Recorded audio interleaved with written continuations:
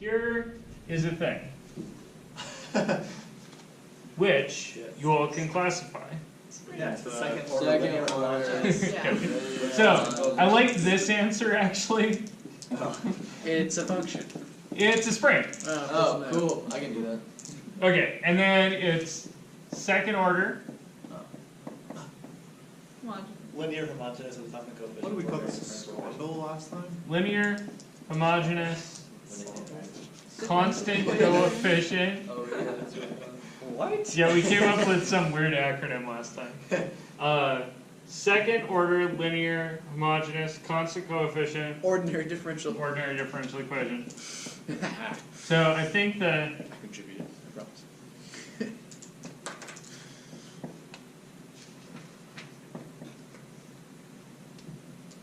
Auxilary was the acronym that, of course, you should all remember. So how do you actually solve these? We're like in grad school. Auxilary. Clock load. We invented this last time. How would you say this? Auxilary.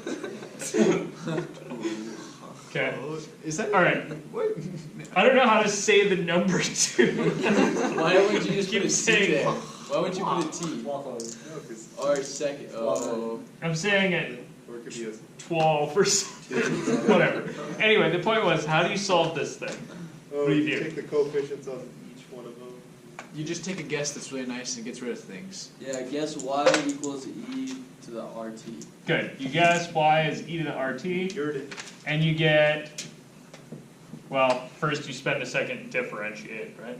So y prime is r e to the rt, and y double prime is r squared e to the rt. So you take this guy and you get what's called the auxiliary or characteristic equation. Forget which, maybe both.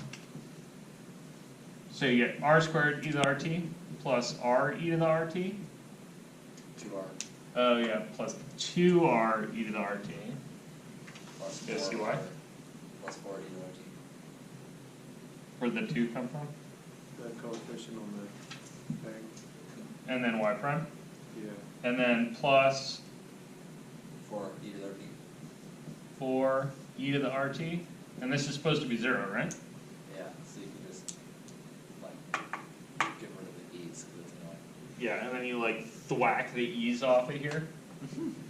Multiplied through by e to the minus rt, because that's number 0, right? Probably. So you got r squared plus 2r plus 4 is 0. I was gonna do it the kosher way, you know, just factor it out. Factor it Line out. it. Same thing. Whatever. And then you graph it. The maybe more kosher way would be to factor it out and then apply the 0 product rule. But whatever. Alright, so I got r squared plus 2r plus 4 is 0, which is Plus or minus things. r plus 2 squared. Yeah. What's the perfect sport? Those words. That's not r plus 2 No, squared. it's not. I was like, what? What are you doing? You guys letting me get away with it? Negative not b plus or factorable. minus. How about it's r squared plus 2r plus 1 plus 3 equals 0. Oh no. Please no. No. You get an unreal answer. Oh, What if it's I like were a to negative swap one. this here? You can do that? Yes. It's Why do you completing use the these new tricks? No, it's That is so he's completing the square. Oh. Yeah, I'm just completing the I was square. like, Completing what the square, heck? Jagaloon. Why is completing the square still a new trick? I never use it. It's always new. It's all good. It was a new trick when I taught pre-calculus the first time. Yeah. I was like, whoa, what magic is Oh, this? my God. It was a new trick in calculus, pre-calculus, differential equations.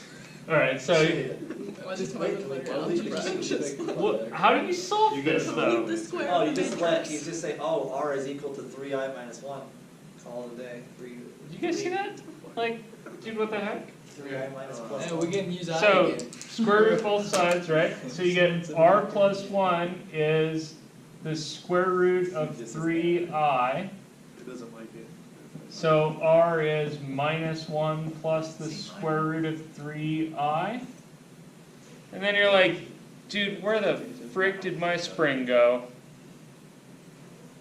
Yeah? Well, I can put it in R E. What? Hold on, Joe. Okay, so then you're like, wait, there was supposed to be a spring. I was promised a spring. What in the hell has happened to it? It's all in your imagination. This was spring, and then spring explodes? Spring disappears? I don't know. Yes. So, how do I get from imaginary numbers to things I know about? Square it. You No. multiply by the conjugate, No. and then you exponentiate both sides. Those are both valid things to That's do the most only thing I days, know but not about. today. Today you use the tool I just taught you. Yeah, you apply Euler to identity. So, The triangle thing? my answer, right, should have been y is e to the -1 plus the square root of 3I times t. Yep. Oh, really, plus or minus. Oh, true. So bear with me, I'm just gonna drop one of those, Yeah. you'll have to trust me that that's okay for the second. I'll demonstrate to you later that it's absolutely okay. So, I dropped one, Cool. I got this, Yeah. and then you're like, Cosine or sine or both. It's both. Equals sine plus cosine, which is what we wanted. so the problem is it's not quite, because Euler's formula says e to the I theta is cosine theta plus I sine theta, right? But I don't have e to the I theta. I have this other thing that's got this minus friggin' 1 and a t in it. So you separated it out. Could you Good. call it? So, using exponent rule, make this y is e to the minus t times e to the I times square root of 3t.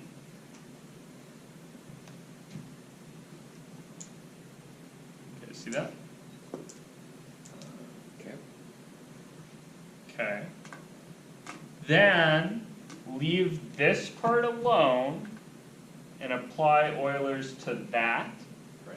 thinking about square root of 3t as being theta. So you get that this is e to the minus t times cosine theta. Wait, what was theta again? 3 root 3t. Good. Root 3t plus I times sine of root 3t.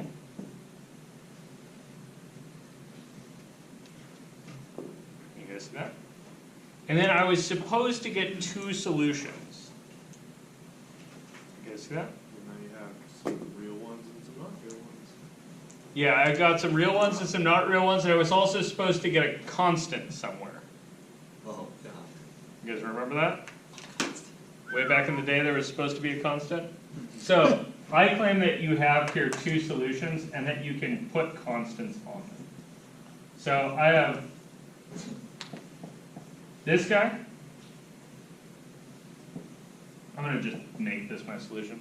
So, I have y is the first dude, that e to the minus t cosine root 3t, times a constant, plus another constant, probably a different one, times, what was the other solution looking like? Well, I is just a constant, so you can absorb it. Good. I is a constant, absorb it. So you get a e to the minus t sine of the square root of 3t. You know what? I feel like. Just should be So our like- constants were allowed to be complex from the beginning? Or are we just assuming that? Whatever, it's just a constant even though it's a completely different number line, we made it up anyways. Yep. That's so stupid. So I need a concept of linear independence later here, Okay. because right now it's not even totally clear that these are two different solutions, Right. right? But these are two different solutions, and they're they have a desirable property called linear independence, which means that I'm done. If I had only one dependent, or a pair of solutions that was linearly dependent, then I would have only one constant, and I couldn't solve problems. Did they get that because they kind of applied like bases in linear algebra land? Do you Oh, mean the for this guy? Do you mean the linear algebra like definition of dependent? Yes. Okay. Yeah, so I'm gonna show you guys the Wronskian next time, so we can check that what we have are two solutions. But these are two solutions, and they're what makes up my spring. So my spring is some kind of exponential decay.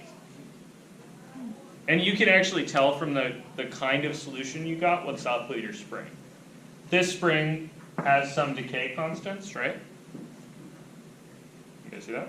So the amplitude of oscillation is going down, right? So it's damped. And it's also actually an oscillator. How do you know it's also an oscillator? Because it's got cosines and sines in it. Just a circle. Yeah, so you can think about one of these components as keeping track of the potential, and one of them keeps track of the velocity, and the other one keeps track of the position. One of them is potential, one Oh, is kinetic. because they're the derivative of The the. Does that have to do there? up over there. What's the derivative? Yeah. of You guys cool with this? the- So this is your solution, and if you had initial conditions, what would your initial conditions look like for spring? For this? Plus or Position. minus something? Probably Oh, an zero's initial not velocity and initial position. Good, they'd be an initial position, something like y at 0 is y0. And also an initial velocity, something like y prime at 0 is y1 or something. Oh, we'd have to have two then.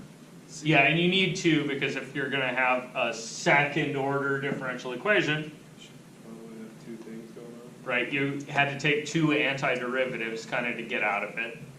Like regardless of whether or not that's actually how you did it, there were two antiderivatives kind of built in there. And so you're gonna need two initial conditions. It's like there was like no integrations. Yeah, this one feels a little funny, there's not a lot of like, I integrated something. So why do these feel weird? Because your guess is so freaking spot on that it just works, right? You see that? Sure.